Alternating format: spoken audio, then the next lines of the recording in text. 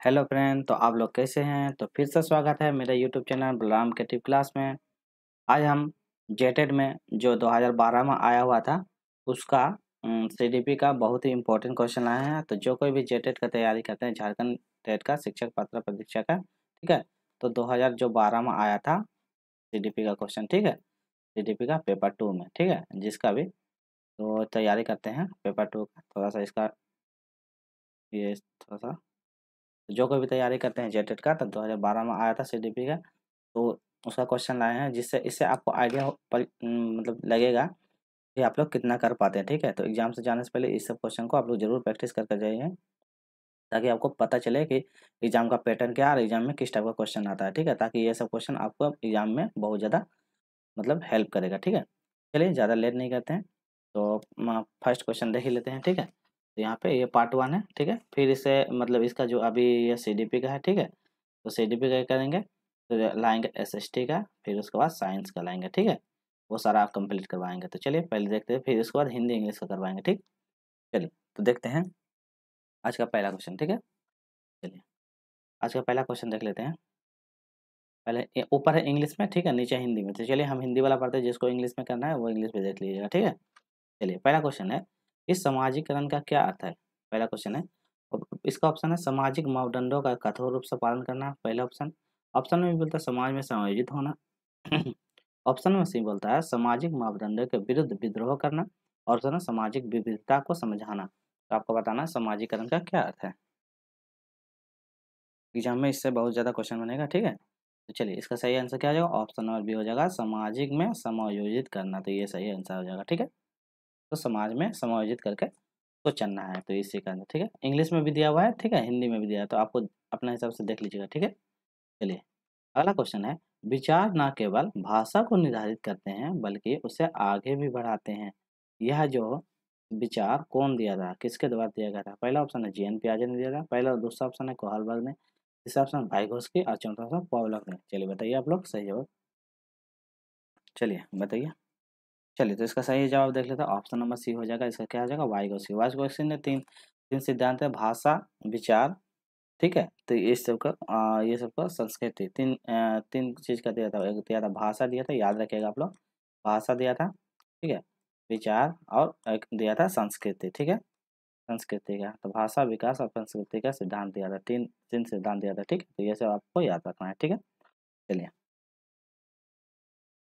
अगला क्वेश्चन देखिए, question number third है कि बच्चों द्वारा संकल्पना निर्माण के संबंध में निम्नलिखित में से कौन सा कथन सही है। आपको बताना है कौन सा कथन सही है, ठीक है। सिर्फ हम लोग क्या करेंगे, आंसर को करेंगे, ठीक है। विद डिटेल में एक्सप्लेनेशन जो है, हम एक्सप्लेनेशन वाला वीडियो सीडीपी का कंप्लीट वाला वीडियो अपलोड कर दिया, तो वहाँ से आप लोग देख लीजिएगा।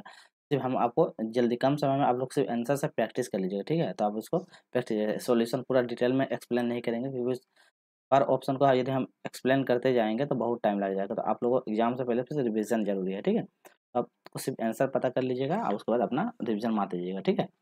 चलिए पहला ऑप्शन देखिए, संकल्पना भावनात्मक रूप से सुव्यवस्थित होती है, क्योंकि ज़्यादा हम इसको ये करेंगे तो बहुत लंबा टाइम लग जाएगा, ठीक है। संकल्पना निर्माण की एक निश्चित संरचना व्यवस्था पैटर्न होती है, ठीक है।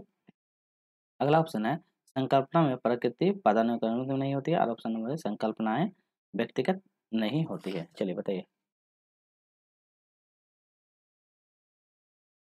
चलिए तो इसका सही जवाब क्या आ जाएगा, ऑप्शन नंबर बी क्या आ जाएगा, संकल्पना जो निर्माण एक निश्चित संरचना व्यवस्थित पैटर्न होता है। तो ये क्या बोलता है, कौन सा कथन सही पूछा है ना। तो सही पूछा है, तो ये पैटर्न सही है। तो क्वेश्चन नंबर 30 था ना, एक मिनट एक बार चेक कर लेते हैं, ठीक है। पहला क्वेश्चन हो गया, सेकेंड क्वेश्चन हो गया, ठीक है। क्वेश्चन नंबर 3 हो गया, ठीक है। चलिए क्वेश्चन नंबर 4 में देखते हैं, क्वेश्चन नंबर 4 है ये, ठीक है। चलिए अगला क्वेश्चन देखिए, किशोरावस्था, किशोरावस्था के समय निम्नलिखित में कौन सा कथन शाब्दिक उपयोग है। किशोरावस्था से बताना है, ठीक है। किशोरावस्था कितना होता है, जो 12 से लेकर 18 साल, ठीक है। 12 से लेकर 18 वर्ष की अवस्था जो है किशोरावस्था है। पहला ऑप्शन देखिए, भावनात्मक प्रक्षोभ की घटना बढ़ जाती है। ऑप्शन नंबर डी, पढ़ाई के प्रति लापरवाही रवैया। ऑप्शन में ऑप्शन में सी बोलता है चिंतन का मूर्त क्रियाओं का प्रतिबिंब होना। और ऑप्शन में डी बोलता है बुद्धि लवांक में अस्माक वृद्धि होना। तो आपको बताना है किशोर समय में कौन सा सबसे उपयुक्त? तो किशोरावस्था में क्या क्या क्या होता है वो सब बताना चाहिए। जैसे किशोरावस्था तूफान की अवस्था बोला जाता है, मतलब विवेक नहीं होता है, वो अपनी मनमानी अवस्थाएं होती है, तो ये सब अवस्थाएं उसके अंतर्गत आता है। ठीक है, हम इसका वीडियो एक्सप्लेन लाएंगे डिटेल के साथ। हम लोग बताइए इसका फोर्थ का।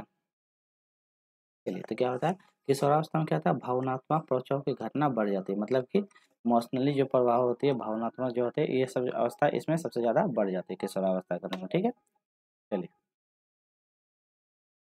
अगला क्वेश्चन देखिए, उसी से है भावनात्मक रूप से, क्या बोलता है भावनात्मक रूप से अभिप्रेरित बच्चों की मुख्य विशेषता क्या है वो बताना है। तो भावनात्मक रूप से अभिप्रेरित मुख्य विशेषता क्या है?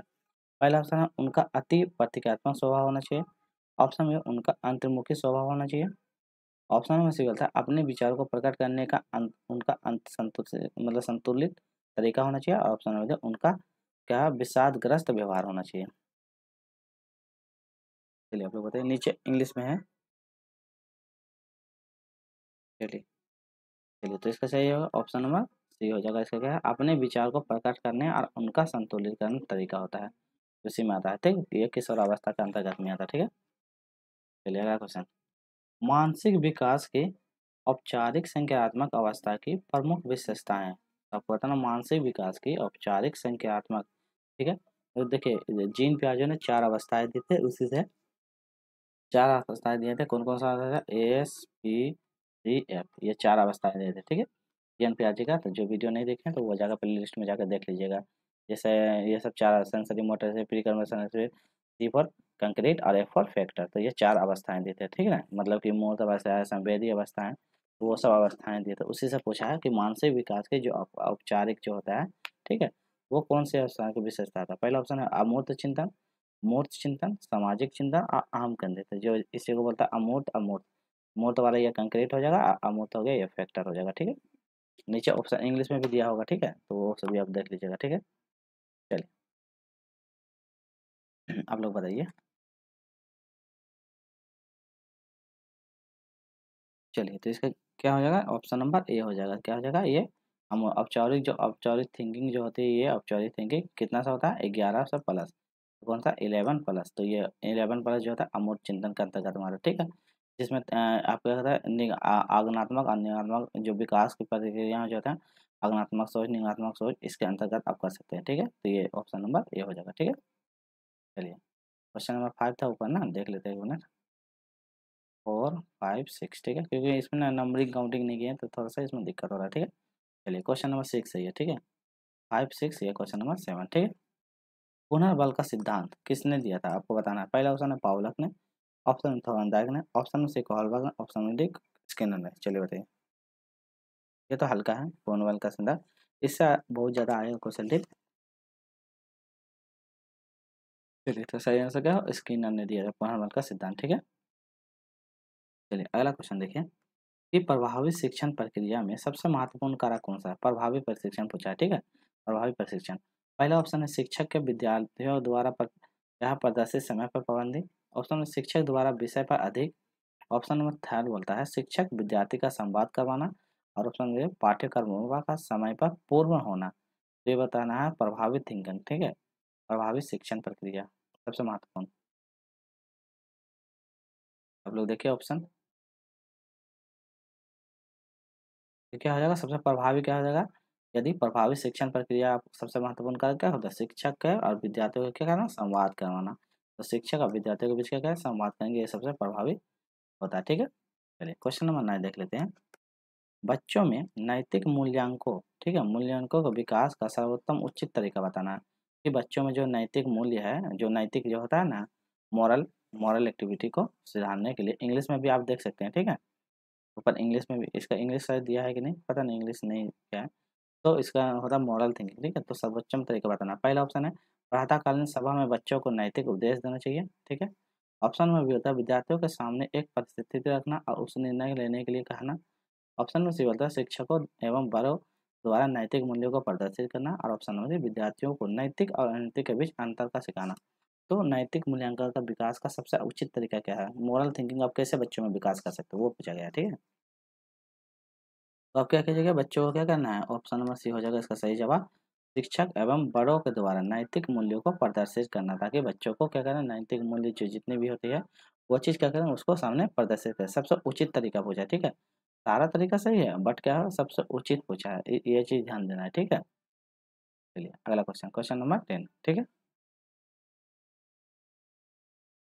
बाल केंद्रित शिक्षा CCE, ठीक है, चाइल्ड सेंटर एजुकेशन, ठीक है, के लिए निम्न में से कौन सा कारक अधिक आधार है। तो आपको बताना चाइल्ड सेंट्रिक करने में सबसे कौन सा अधिक कारक, पहला है व्यक्तिगत अंतर, ऑप्शन में बी में बोलता है बाल अधिकार, ऑप्शन में सी बोलता है बच्चों को निःशुल्क और अनिवार्य शिक्षा का अधिकार 2009, और ऑप्शन है सभी बच्चों को सभी दृष्टि में समान होना। बताइए तो क्या है, बाल केंद्रित शिक्षा में सबसे मुख्य आधार क्या है, इसका है CCE का क्या था, व्यक्तिगत इंडिविजुअल, मतलब कि बच्चों को क्या कहता है, व्यक्तिगत व्यक्तिगत आधार का बच्चों को शिक्षा प्रदान करना, ठीक है। जो बच्चे हैं जिस हिसाब से है, उस हिसाब से बच्चों को क्या करना, शिक्षा प्रदान, इंडिविजुअल डिपेंडेंट है, जैसे कि कुछ कमजोर बच्चे हैं तो उसके हिसाब से तो क्या है, शिक्षा देना, ठीक है। तो ये चीज़, ठीक है। अगला क्वेश्चन देखिए, अगला क्वेश्चन बोलता है निम्न में से कौन सा चिंतन की प्रक्रिया सबसे कम महत्वपूर्ण, तो क्या बोलता है सबसे कम, ध्यान दीजिएगा। पहला है तर्कना, ऑप्शन में समस्या, ऑप्शन में सी सामान्यीकरण, ऑप्शन में स्मृति। चलिए बताइए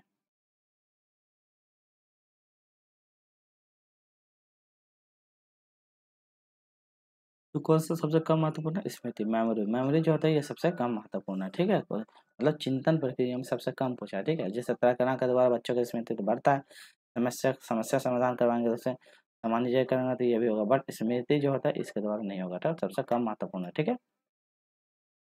अगला क्वेश्चन देखिए, क्वेश्चन नंबर क्या बोलता है, ये 11 था ना, हाँ 11 नंबर, ये क्वेश्चन नंबर 12, ठीक है। चलिए क्वेश्चन नंबर 12 देखते हैं, शिक्षक की सबसे मुख्य जिम्मेदारी क्या है, तो शिक्षक को क्या जिम्मेवारी बनती है वो बताना है। मुख्य है, पहला है क्या है, पाठन योजना तैयार करना और उसके अनुसार पढ़ाना, मतलब शिक्षक क्या करता है, लेसन प्लान बनाएगा और उसको लेसन बना के लाएगा और वो बच्चों को पढ़ाएगा, ये सही होगा। दूसरा यथासंभव क्रियाओं का आयोजन करना, जितना हो सके उसको क्रिया मतलब बच्चों को क्या एक्टिविटी करवाना, ये पूछा है। अगला है कि कड़ी अनुशासन बनाए रखना, बच्चों में डिसिप्लिन मेंटेन कर रखना, और उसमें विद्यार्थियों को विभिन्न अधिगम शैलियों के अनुसार सीखने का मौका उपलब्ध कराना। तो शिक्षक क्या करता है ये बताइए आप लोग।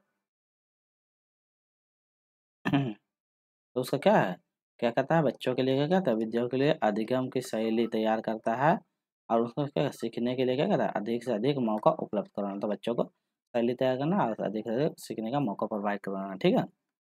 चलिए अगला क्वेश्चन देखिए, सीखने की प्रक्रिया निम्नलिखित में से कौन सा सबसे अधिक महत्वपूर्ण है, तो सबसे ज़्यादा महत्वपूर्ण सीखने में कौन सबसे ज़्यादा महत्वपूर्ण है। पहला है बच्चों की आनुवंशिकता, ऑप्शन में सीखने की शैली, ऑप्शन में बच्चों की परीक्षण प्रमाण, ऑप्शन में डी बच्चों की आर्थिक स्थिति। तो आपको बताना है सही जवाब। तो कौन सी शैली सही होती है, सबसे ज़्यादा महत्वपूर्ण क्या है, सीखना का शैली सबसे ज़्यादा सही होगा, सीखने की प्रक्रिया में सीखने की शैली सबसे ज़्यादा महत्वपूर्ण है, ठीक है। क्वेश्चन नंबर 14 देखिए कि जल शुद्धि क्या बोलता है, जल शुद्धि प्रक्रिया को समझाने का सबसे उचित, तो यदि आप जैसे टीचर आप पढ़ाने के दौरान क्या बच्चों को बताइएगा जल का शुद्धिकरण का तरीका बताइएगा, तो आप क्या कीजिएगा। पहला ऑप्शन है चार्ट की सहायता से प्रक्रिया को प्रदर्शित, सिर्फ चार्ट लेकर उसको प्रदर्शित कर देंगे। ऑप्शन में बोलता है विद्यार्थियों को शुद्धिकरण प्लांट मॉडल बनाने के लिए कहना, बच्चों को मॉडल बनाने के लिए कहेंगे। ऑप्शन में विद्यार्थियों को उस प्लांट पर ले जाना चाहिए जहाँ उससे जल का शुद्धिकरण किए जाते हैं। ऑप्शन में पाठ्य पुस्तक से पढ़ना, तो बच्चों को जल शुद्धि को समझाने के लिए सबसे उचित तरीका पूछा है, ठीक है।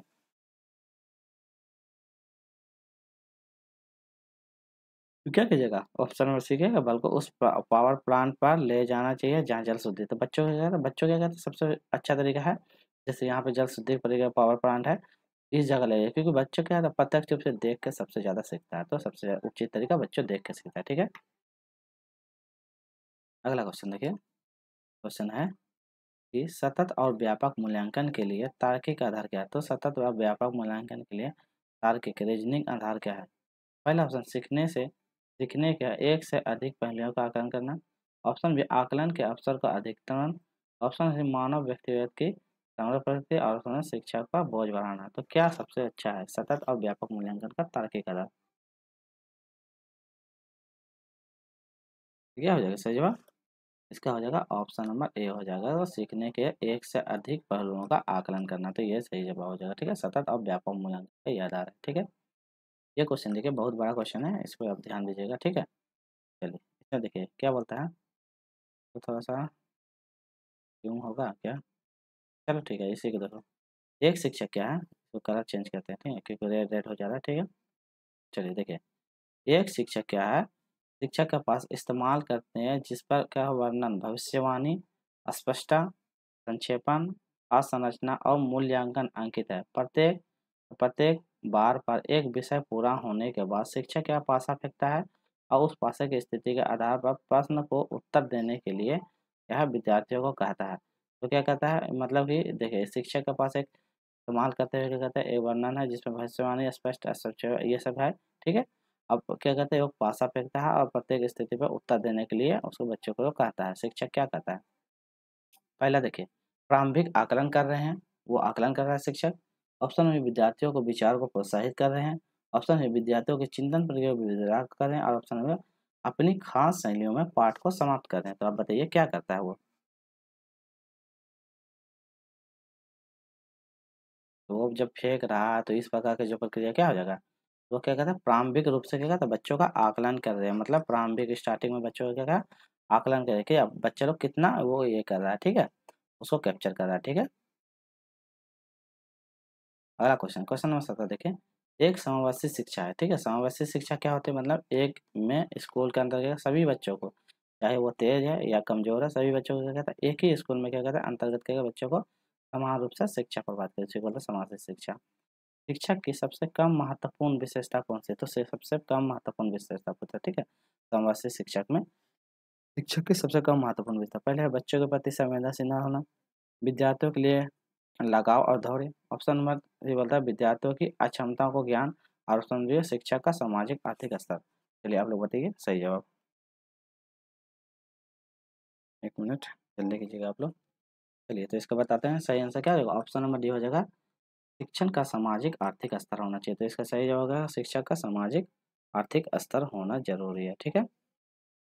चलिए अगला क्वेश्चन देखते हैं, क्वेश्चन नंबर 18 ना, एक मिनट थोड़ा सा। चलिए चलिए क्वेश्चन नंबर 18 में, क्वेश्चन नंबर 18 में क्या बोलता है, हाँ, व्यक्तिगत विकास क्या बोलता है, व्यक्तिगत विकास में एक महत्वपूर्ण भूमिका का निर्वाह करता है। तो इंडिविजुअल, अभी जस्ट बताया जाए, इंडिविजुअल डिफरेंस में किसका सबसे महत्वपूर्ण भूमिका है। पहला ऑप्शन आनुवंशिकता का, ऑप्शन में वातावरण का, ऑप्शन में आनुवंशिक और वातावरण दोनों का, ऑप्शन में परीक्षाओं की संख्या। तो आप बताएं इंडिविजुअल डिफरेंस में किसका सबसे महत्वपूर्ण योगदान होता है। चलिए, तो किसका होता है सबसे ज़्यादा महत्वपूर्ण, अनवर्सुता महत्व क्या होता है, इन्वायरमेंटल और हेरेडिटी दोनों का सबसे ज़्यादा योगदान होता है। तो ये चीज़ आप याद रखिएगा, ठीक है, इंडिविजुअल डिफरेंस, ठीक है। चलिए क्वेश्चन नंबर 19 देखिए, मोहित को एक बच्चों को पढ़ाना अच्छा लगता है। मोहित है, एक नाम का लड़का है, टीचर है, तो बच्चों को पढ़ाना अच्छा लगता है, इसीलिए वह क्या कहता है, बीएड की प्रवेश परीक्षा के लिए खूब मेहनत करता है। तो वह किसके लिए भी प्रेरित है, ठीक है। चलिए, तो वो बहुत मेहनत कर रहा है, तो किसके लिए प्रेरित है, पहला आंतरिक रूप से, ऑप्शन में बाह्य रूप से, ऑप्शन में सक्रिय रूप से, ऑप्शन में बौद्धिक रूप से। चलिए बताइए आप लोग। बच्चों को पढ़ाना अच्छा लगता है, मतलब मतलब वो पढ़ाना चाहता है, इसलिए क्या करता है, बीएड का एग्जाम देता है। तो वो क्या क्या कर रहा है, अंदर से क्या है, अपने आप से है कि क्या है वो बताइए। तो क्या है, इस तरह कोई जब भी एक्टिविटी होता है क्या, आंतरिक रूप से, देखिए एक आंतरिक होता है के बाद बाह्य रूप से क्या होता है, जिसमें से क्या होता है, बच्चों पुरस्कार के लिए क्या है, पुरस्कार के मम्मी पापा को खुश करने के लिए, ताकि वो मम्मी पापा उसको चॉकलेट दे, गाड़ी गिफ्ट दे, तो ये सब तो बाह्य रूप से होता है, ठीक है। आंतरिक रूप से अपने आप से अंदर से इच्छा कर रहा है, ताकि वो अपने आप से खुद इच्छा कर रहा है ना, तो अच्छा लगता है, इसीलिए वो खुद अंदर से इच्छा कर रहा है, तो इसीलिए, ठीक है। चलिए अगला क्वेश्चन देखिए 20 नंबर। अगला क्वेश्चन बोलता है तार्किक गणित बुद्धि से संबंधित है। तो आपको बताना तार्किक गणितीय बुद्धि से संबंधित है। पहला ऑप्शन द्वारिकारिक सिद्धांत, और समूह कारक सिद्धांत, ऑप्शन पदानुक्रमिक सिद्धांत, ऑप्शन बहुविधिक सिद्धांत। आपको बताना तार्किक गणितीय बुद्धि इसमें आएगा, ये तो हल्का है। चलिए तो ये क्या हो जाएगा, ऑप्शन नंबर डी हो जाएगा, बहुबुद्धि सिद्धांत। ठीक है, हाँ, बहुबुद्धि हेबर्ट गार्डनर ने बहुबुद्धि का सिद्धांत दिया था, जिसमें से अलग अलग प्रकार का सिद्धांत दिया था। इसके बाद हम नेक्स्ट टॉपिक लाएंगे बहुबुद्धि का सिद्धांत, जिसमें से टोटल 8-10 सिद्धांत है, ठीक है, 8 या 10 सिद्धांत है बहुबुद्धि का। उसको करके जाइएगा, आपको 2 क्वेश्चन आराम से आ जाएगा। आपको वीडियो कैसा लगा, लाइक से सब्सक्राइब जरूर कीजिएगा, ठीक है। चलिए अगला क्वेश्चन देखिए, गतिविधि आधारित शिक्षण, तो एक्टिविटी आधारित शिक्षण पर बल देता है, कौन बल देता है, पहला अनुशासित कक्षा, सुनिश्चित समय अवधि की गति का पूरा करना, ऑप्शन में सभी विद्यार्थियों के द्वारा सक्रिय भागीदारी, ऑप्शन में गति गतिविधियों समाप्त होने के बाद परीक्षा लेना। तो कौन सा सबसे आधारित इन पर बल देता है?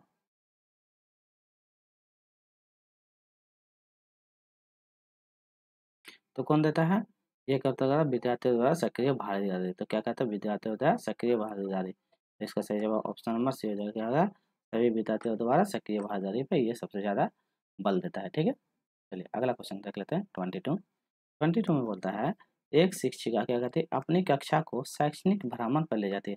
एक टीचर है, ठीक है, एक टीचर है, क्या कहता है बच्चों को क्या एजुकेशनल मतलब भ्रमण पे ले जाती है, मतलब घूमने पे उसको ले जाती है। ठीक है, पहला ऑप्शन है विद्यालय में रोजाना शिक्षण से अवगत उपलब्ध कराने के लिए। ठीक है, अगला है प्रत्यक्ष अवलोकन के लिए बच्चों को अवसर उपलब्ध कराने के लिए। ऑप्शन है विद्यालय कैलेंडर में सुनिश्चित क्रियाकलाप कराने के लिए, बच्चों को मनोरंजन उपलब्ध कराने के लिए। चलिए बताइए कि क्यों ऐसे कहती है, मतलब को बच्चों क्या कर उसको शैक्षणिक भ्रमण क्यों ले जाती है? तो क्यों ले जाती है? ऑप्शन नंबर बी हो जाएगा प्रत्यक्ष अवलोकन और बच्चों का अवसर प्रदान। तो बच्चों क्या कहते हैं, जैसे मान लीजिए टूर में ले जाई तो क्या कहते हैं बच्चों उसको देख के, ठीक है, यहाँ पे प्रत्यक्ष रूप से उसको देख के क्या है सबसे ज़्यादा दिखता है, तो इसके लिए वो अवलोकन करेगा। ठीक है, इसीलिए आप लोग बीएड कीजिएगा ना तो आप लोगों को क्या कहता है टूर में ले जाया जाता है, इसीलिए ताकि आप लोग उसको ज़्यादा से ज़्यादा अच्छे से किएगा ताकि वो आप बच्चों को सिखा पाएंगे। ठीक है, कक्षा में 3 बच्चे क्या है पोलियो ग्रस्त है, तो पोलियो से 3 बच्चे ग्रस्त है, तो खेल के कार्यक्रम में उन्हें क्या करना चाहिए? खेल के कार्यक्रम में उन्हें क्या करना चाहिए? आप टीचर हैं तो आपको पता है कि बच्चे पोलियो ग्रस्त हैं, तो खेल का कार्यक्रम में उसे क्या करना चाहिए? पहला ऑप्शन है एक कोने में बैठा देना चाहिए ताकि वो खेल का आनंद ले सकें, ये कर सकते हैं आप। ऑप्शन में भी होता है अन्य विद्यार्थियों के साथ उपयुक्त खेलों में हिस्सा लेने के लिए प्रोत्साहित कीजिएगा, ठीक है, मतलब उसे खेलने के लिए प्रोत्साहित कीजिएगा। ऑप्शन में से बोलता है केवल आंतरिक इंडोर खेलों में हिस्सा लेने की अनुमति देना है। ऑप्शन में कक्षा में सभी विद्यार्थियों के साथ खेलने के लिए जोर डालना चाहिए। तो आप क्या कीजिएगा? तो आप क्या कीजिएगा? जो पोलियो ग्रस्त है तो उसके लिए आप क्या कीजिएगा? उसे क्या कीजिएगा? आप प्रोत्साहित कीजिएगा, बच्चों बच्चों अन्य बच्चों के खेलों में हिस्सा लेने के क्या क्या बच्चों को प्रोत्साहित कीजिएगा ताकि वो खेले, वो भी आनंद का मतलब आनंद उसमें ले। ठीक है, तो इसलिए आप बच्चों को प्रोत्साहित कीजिएगा। और जो कभी नेगेटिव मतलब पॉजिटिव नेगेटिव वाला नहीं देखे हैं तो वो वाला वीडियो जरूर देख लीजिएगा, हम अपने यूट्यूब चैनल पर अपलोड कर दिए, जिसमें से टैग वर्ड, ठीक है, एक होता है टैग वर्ड जिसमें से पॉजिटिव और एक नेगेटिव टैग वर्ड, जिसमें से आप ये इसको कर लीजिएगा। 5 मिनट का वीडियो है, दो दो पार्ट 1 और पार्ट 2 में अपलोड किए हैं, 1 और 2 में। ठीक है, तो पार्ट 1 2 में अपलोड किए हैं, जो देख लीजिएगा 5 मिनट का वीडियो, उसमें से 2 से 3 क्वेश्चन आपको फिक्स है। ठीक है, 2 से 3 क्वेश्चन आप आराम से ला लीजिएगा, जैसे केवल है इसको काट देना है, कक्षा के सभी विद्यार्थियों के साथ खेलने के लिए जोर डालना है, ये सब नेगेटिव होता है, सब देख के आप काट दीजिएगा, तो ये जरूर देख लीजिएगा उसको। ठीक है, अगला क्वेश्चन देखिए, कोहलबर्ग के अनुसार सही और गलत का बारे में विचार करना। कोहलबर्ग के बारे में पता है ना? ठीक है, तो सही और गलत के बारे में बच्चों सोचते हैं, बच्चे क्या सोचते हैं? अलग आयु में अलग तरीके से सोचते हैं, अलग चरण में समान रूप से सोचते हैं, संदर्भ के अनुसार सोचते हैं और अभिभावक द्वारा प्रदत्त निर्देश के अनुसार सोचते हैं। तो बच्चे किस प्रकार से होते हैं? कोहलबर्ग के अनुसार बताना है। चलिए, तो क्या कोहलबर्ग ने क्या बताया था? अलग अलग स्टेज में अलग अलग तरीके से सोचते हैं। ठीक है, कोहलबर्ग ने भी 3 सिद्धांत दिया था, तो वो अलग अलग स्टेज में अलग अलग सिद्धांतों से सोचते हैं। ठीक, चलिए अगला देखिए। ठीक है, तो वो सब कोहलबर्ग का सिद्धांत वो सब हम पढ़ा दिए हैं, तो वो जरूर देख लीजिएगा। संज्ञानात्मक से क्या है क्या बोलता है इसमें? संज्ञानात्मक विसर्जन क्या है? विसर्जन लिखा हुआ है, अर्थ है संज्ञानात्मक विसर्जन का अर्थ। पहला है संवेगों को दबाना, और उसमें बहुत अधिक अग्रस्त महसूस करना। ऑप्शन में संवेदनात्मक दमन से बाहर निकलना। ऑप्शन में संवेदनात्मक दमन से सहन करने की योग्यता को बढ़ाना। तो आप क्या कीजिएगा चलिए बताइए? संवेदनात्मक विसर्जन का मतलब विसर्जन का क्या अर्थ है? तो क्या है संवेदनात्मक विसर्जन का अर्थ है कि दमन से क्या करता है उसको बाहर निकालना, ये होता है। ठीक है, एक्सप्लेनेशन हम एक्सप्लेनेशन वीडियो हम अपना वो वाला में मतलब अपलोड किए हैं, डिटेल वाला ये सब वीडियो हम पढ़ा चुके हैं, तो आप डिटेल वाला वीडियो जरूर जाकर प्लेलिस्ट में देख लीजिएगा। ठीक है, पहले से सीखे जा चुके कौशल और नए कौशल में एक समान तत्वों की उपस्थिति का क्या प्रमाण है? जो पहले से सीख चुका है और जो बाद में सीख रहा है, तो नए कौशल में एक समान स्थिति के लिए क्या प्रमाण है? पहला ऑप्शन नकारात्मक अंतरण होगा, ऑप्शन सकारात्मक अंतरण होगा, ऑप्शन सामान्यीकृत अंतरण होगा, ऑप्शन शून्य अंतरण। तो क्या अंतरण हो सकता है? पहले सीखा हुआ और बाद में सीखा हुआ में क्या अंतरण हो सकता है? क्या होगा? वो सकारात्मक और पहले से सीखा हुआ और बाद में नए कौशल को उसमें क्या है एक समान उपस्थिति का प्रमाण क्या होगा? सकारात्मक अंतरण होगा। ठीक है, कलर 1 मिनट चेंज कर दे रहे हैं, कलर बोल दे रहे हैं, ठीक है। चलिए अगला क्वेश्चन है, क्वेश्चन नंबर 27 क्या बोलता है, एक शिक्षक क्या है सामान्य विद्यार्थियों को अलग अलग कार्य देती है। एक शिक्षक है अलग अलग मतलब एक मतलब सामान्य विद्यार्थियों को अलग अलग कार्य डिफरेंट डिफरेंट कार्य देती है। वह यह विश्वास करता है कि जो बच्चों को अलग अलग कार्य देते हैं, क्यों क्या विश्वास करता है वो बताना है, ठीक है। पहला ऑप्शन देखिए, विद्यार्थियों को एक जैसे कार्य सभी विद्यार्थियों को दिए जाने में पसंद नहीं है, ये करने के लिए। वह विद्यार्थियों को प्रतिस्पर्धा बढ़ाता है। वह विद्यार्थियों में व्यक्तिगत अंतर होते हैं। अब विद्यार्थियों को एक दूसरे को कार्य की नकल नहीं कर सके, इसीलिए तो वो बच्चों को एक ही कार्य को सभी में अलग अलग प्रकार का दे रहा है, ठीक है। तो आपको बताना है अलग अलग कार्य क्यों देता है। ऑप्शन नीचे है। चलिए तो क्या हो जाएगा, इसका सही जवाब ऑप्शन नंबर सी। क्या बोलता है, ऑप्शन नंबर थर्ड हो जाएगा, विद्यार्थियों में व्यक्तिगत इंडिविजुअल डिफरेंस, ठीक है ना। इंडिविजुअल डिफरेंस जस्ट बता दिए हैं, तो इंडिविजुअल डिफरेंस अंतर होते हैं, इसीलिए क्या कर अलग अलग, क्योंकि अलग अलग प्रकार के अलग अलग बच्चे होते हैं, इसी हिसाब का अलग अलग कार्य देते हैं, ठीक है। जैसे कमजोर है तो कमजोर के हिसाब से, तेज है तो तेज मतलब थोड़ा सा अच्छा क्वेश्चन देते हैं उस हिसाब से, ताकि वो बच्चा हर बच्चा उसको कर सके, ठीक है। चिंतन में खाली जगह शामिल है, क्या शामिल है, प्रतिभा, भाषा, कल्याण प्रस्तावित, प्रतिभा कल्याण, प्रतिमा कल्याण संकल्प प्रस्तावित, कल्पना भाषा संकल्प प्रस्तावित। आप क्या प्रतिमा भाषा संकल्प और प्रस्तावित, चलिए बताइए चिंतन में क्या कर सकते हैं आप, इसको अरेंज करना है, ठीक है, ये इंपॉर्टेंट है। तो क्या कीजिएगा, ऑप्शन नंबर सी कल्पना को पहले कीजिएगा, पहले थिंकिंग, फिर भाषा आएगा, फिर संकल्पना और ये सीक्वेंस सही आएगा, ठीक है। Option number 3। चलिए अगला क्वेश्चन देखिए, क्वेश्चन नंबर 29। सतत और व्यापक मूल्यांकन मतलब सतत और व्यापक मूल्यांकन होता है, क्या होता है वो बताना है। पहला शिक्षक केंद्रित होता है, विद्यार्थी केंद्रित होता है, परीक्षा आधारित होता है और निष्पादन आधारित। ये तो इजी था। सतत और व्यापक मूल्यांकन क्या है, आप लोग बहुत पढ़ चुके हैं, ये तो इजी है, ठीक है। सतत और व्यापक मूल्यांकन क्या था, विद्यार्थी केंद्रित होता है, तो बच्चों को लेकर, ठीक है, शिक्षक के अनुसार नहीं लेना है, अभी भी शिक्षक केंद्रित नहीं, क्योंकि एनईपी 2020 के अनुसार बच्चों जिस हिसाब से बोलेगा उस हिसाब से आपको शिक्षा देना है, ठीक है, बच्चे के हिसाब से, ठीक है। अगला क्वेश्चन है, समवयस्क कक्षा। समवयस्क कक्षा क्या होता है, सबसे कम महत्वपूर्ण पूछा, सबसे कम महत्वपूर्ण, ये ध्यान दीजिए। समवयस्क कक्षा आप बता दें क्या होता है, एक ही स्कूल में क्या होता है, सभी बच्चों को समान रूप से क्या करना, शिक्षा देना, उसे समवयस्क कक्षा बोलते हैं, ठीक है। पहला क्या प्रतियोगिता और ग्रेड पर कम बल देना। ऑप्शन में अधिक सहकारी एवं संज्ञानात्मक विधि। ऑप्शन बी विद्यार्थियों के लिए अधिक विकल्प। और ऑप्शन बी कोर्स को पूरा करने के लिए क्या शिक्षक द्वारा अधिक प्रयास। तो बताना है समवयस्क कक्षा में सबसे कम बोला है, ठीक है, आपको ध्यान देना, कम पूछा है, ठीक है, नेगेटिव पूछा है।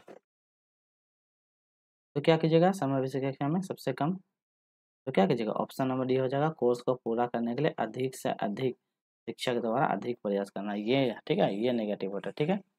तो आज का वीडियो इतना ही रखेंगे, ठीक है। आपको वीडियो कैसा लगा, आपको क्या करना है, आपको चैनल को लाइक करना है, फिर उसके बाद शेयर करना है और उसके बाद सब्सक्राइब करना है, ठीक है। तो आपको चैनल लाइक से सब्सक्राइब कीजिएगा, ठीक है, एक अच्छा सा कमेंट किया आपको वीडियो कैसा लगा, ठीक है। इसी तरह और भी, और ये जेटेट है, ठीक है, जेटेट जेटेट 2012 का क्वेश्चन आया हुआ था पेपर 2 में, ठीक है, पेपर 2 में। अब इसका मतलब ये सीडीपी का कम हो गया, ठीक है, सीडीपी का ये कंप्लीट हो गया। अब हम लाएंगे इसी का एसएसटी लाएंगे, ठीक है, एसएसटी लाएंगे, ताकि देखिए आपको एग्जाम में जाने से पहले इस टाइप का क्वेश्चन को आपको जरूर करके जाइएगा, ताकि आपको आइडिया लगे कि हम क्वेश्चन का लेवल में कितना हम आगे हैं, ठीक है, ताकि इस टाइप का क्वेश्चन प्रैक्टिस करके जाइएगा तो आप एग्जाम में अच्छा कर पाइएगा। और जो कोई भी जेटेड, ठीक है, जेटेड 2016 का भी करवा दिए हैं, तो जो जेटेड 2016 का कंप्लीट करवा लिए, हिंदी भी करवा दिए, इंग्लिश भी करवा दिए हैं, एसएसटी भी करवा दिए हैं, ठीक है। जो कोई भी जेट 2016 का सीडीपी का भी करवा दिए, तो जो नहीं देखे हैं, ठीक है, वो जाकर जरूर देखें, क्योंकि इस बार का भी जेटेड का नया नियम मतलब उसमें बदलाव होने के बाद आपको ना 16 का और 12 का, ठीक है, 16 और 12 का पैटर्न को ही फॉलो करेगा। ये चीज़ आप ध्यान में रखिएगा, इसी हिसाब से क्वेश्चन आएगा, ठीक है। चलिए फिर इसका फिर नेक्स्ट हिंदी इंग्लिश और एसएसटी फिर साइंस सबका करवाएंगे। तो आज का वीडियो इतना ही रखते हैं, आपको वीडियो कैसा लाइक से सब्सक्राइब जरूर कीजिएगा। चलिए तो मिलते हैं फिर नेक्स्ट वीडियो में, टेक केयर, बाय बाय, अपना ध्यान